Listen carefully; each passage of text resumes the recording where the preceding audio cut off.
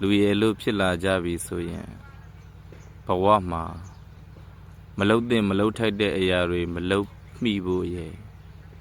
လှုပ်တဲ့လှုပ်ထိုက်တဲ့အရာတွေလှုပ်ဖြစ်ဖို့ရယ်စိတ်နှလုံးဖြူစင်တန့်ရှင်းဖို့ရယ်အရေးကြီးဆုံးပဲလို့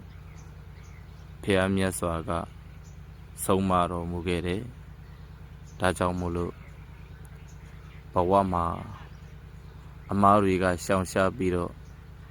မလှုပ်တဲ့မလှုပ်ထိုက်တဲ့အရာတွေမပြောတဲ့မပြောထိုက်တဲ့အရာတွေ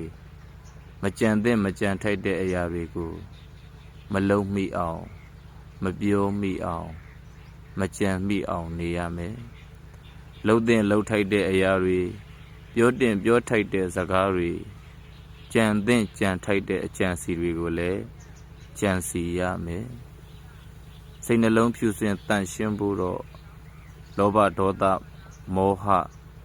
အတ္တမာနစတဲ့ကိုယ့်ရဲ့သိတ္တရံမှာဖြစ်ပေါ်လာတတ်တဲ့အဆိုးတရားတွေကိုဖယ်ရှားနိုင်ရမယ်။အဲ့ဒီသုံးချက်နဲ့ပြည့်စုံလို့ရှိရင်ဘဝခရီးဟာအေးချမ်းမှတည်ကြပါပဲ။